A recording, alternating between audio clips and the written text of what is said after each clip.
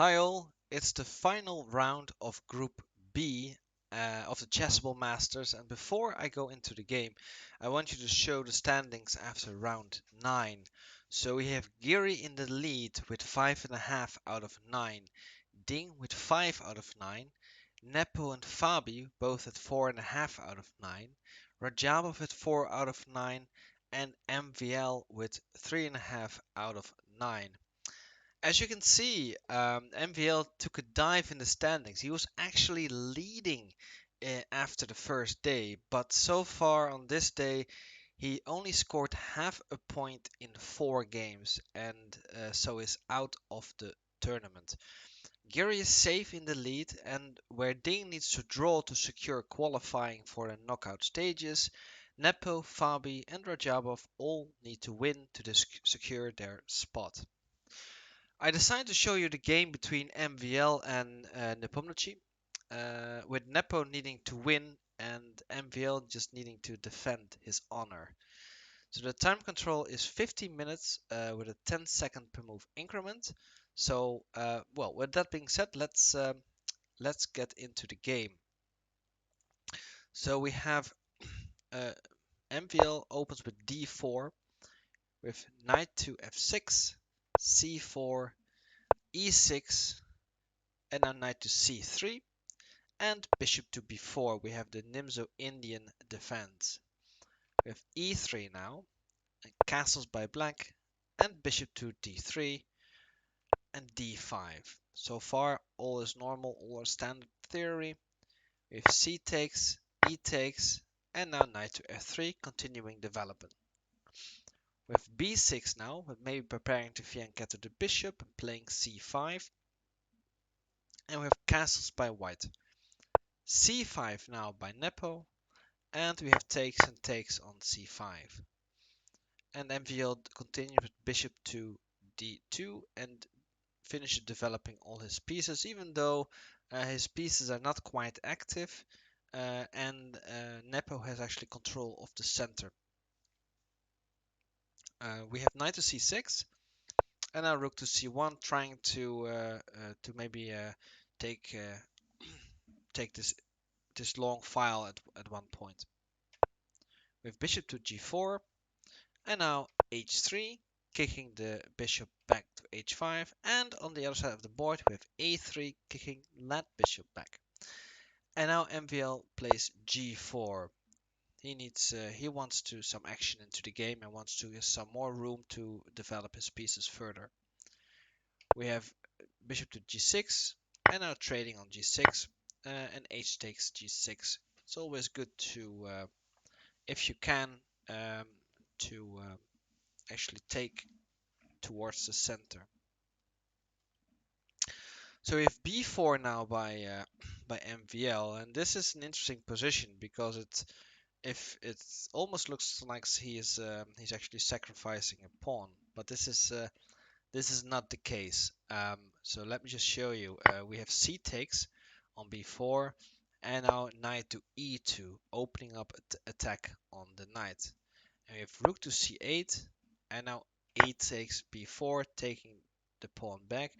If you decide now to take this pawn, let's say if you try it with the bishop, then immediately white can grab the knight, and after you take the rook, you'll take the bishop, and white is in a much better position, having 2 pieces up for the rook.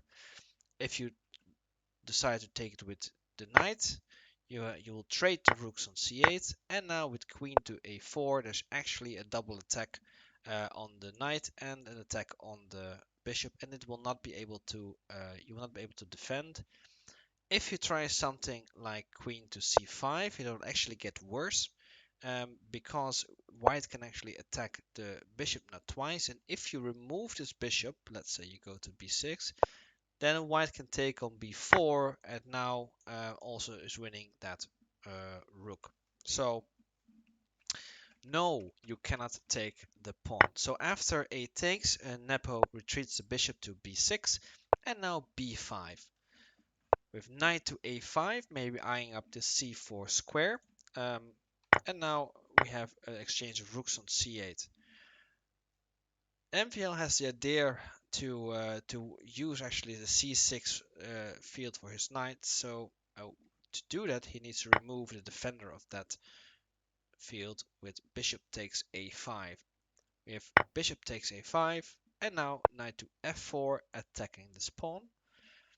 Nepo defends with rook to d8, and now knight to d4, eyeing up the c6 square. Bishop to b6, and knight to c6. So the position is pretty equal. There is an isolated pawn on d5, which might be a target for white. And white's pieces are quite active with the knight on c6 and knight of f4. So you'll have to favor white here in this position, but there's not much in it. Rook to d7 now, and we have queen to f3, putting further pressure on this pawn on d5, because there's an idea of attacking it with the rook. With g5 now, attacking one of the attackers of the d5 pawn. So the knight retreats to d3, and now we have queen to e8. Rook to d1, maybe now it's trying to get the knight to b4 to put more pressure on the pawn. And now knight to e4, blocking actually the attack from the queen.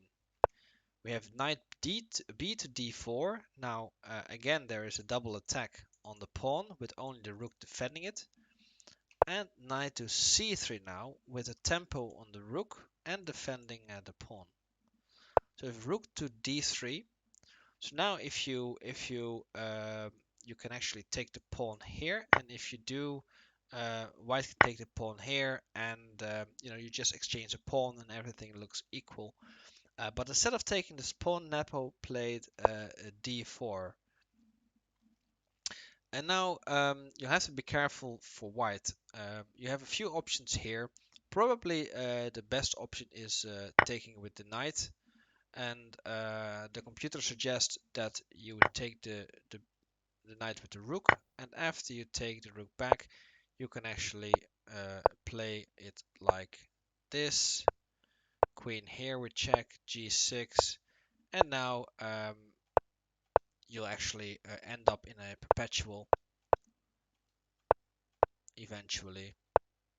So there's just there's not much black can do about this. So it is so the best way forward is probably to take the pawn with the knight. But what MVL did, he took it with the pawn, and unfortunately for MVL, this just completely blunders the game. So can you spot the right sequence of moves for Nepo to win the game? I'll give you a few seconds.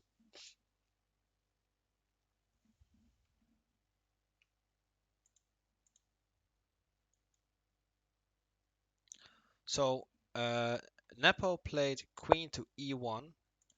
Yes, so we have king to g2, and now knight to e2, and now there's a threat of checkmate on g1. So we have to make some room for the king. And MVL plays queen to e4 now, so the king can move to f3 when checked. With knight to f4 with check, king to f3, and already there's an option just to take the queens and win them win the exchange. But Nepo, he wants more, so he plays queen to h1, queen to e3, king to e3. Now queen to c1, king back to f3, and now rook to d6. This silent killer move made Maxime Vachier-Lagrave resign the game. So there's a few threats here.